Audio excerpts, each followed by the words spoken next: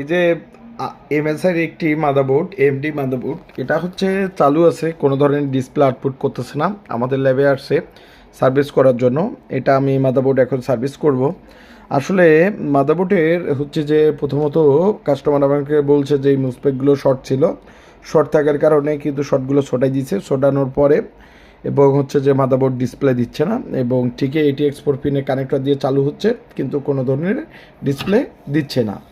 অর্থাৎ যে মাদারবোর্ডের সমস্যা ছিল আগে নো পাওয়ার, মানে হচ্ছে যে মুসপেকগুলো শর্ট থাকার কারণে কিন্তু নো পাওয়ার ছিল। তো আমি দেখতেছি যে আমাদের মাদারবোর্ডের যে ভোল্টেজগুলো সেটা হচ্ছে 1.505, সেটা কিন্তু ভোল্টেজ ঠিক আছে।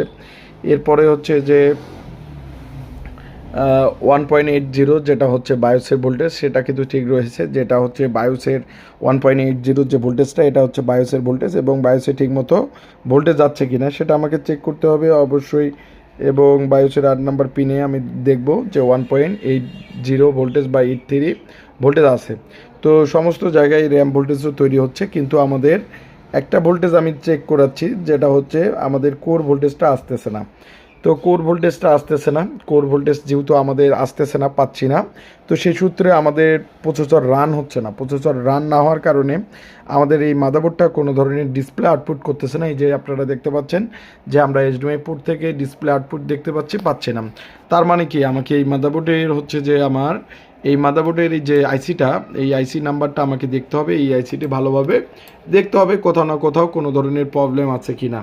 তো এই আইসিটার নাম্বারটা হচ্ছে 88RT8894 তো এখানে এই যে আমি আইসিটা দেখতাম এইখানকার মধ্যে প্রত্যেকটা ভোল্টেজ আমাদের যে ভোল্টেজগুলো যেটা হচ্ছে ইনপুট ভোল্টেজ এবং আউটপুট ভোল্টেজগুলো ভালোভাবে চেক করতে হবে এই আইসির।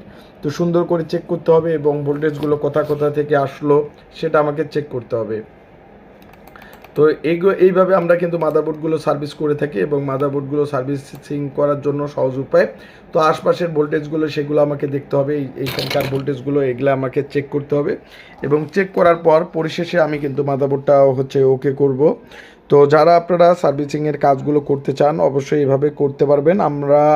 আপনারা খুব সহজে মাদারবোর্ড সার্ভিসিংয়ের কাজগুলো শিখতে পারবেন এবং করতেও পারবেন। তো স্ক্রিনে থাকা নাম্বারটি হচ্ছে হোয়াটসঅ্যাপ নাম্বার, যে কোনো প্রয়োজনে আপনারা হোয়াটসঅ্যাপে ফোন করবেন। ধন্যবাদ সবাইকে।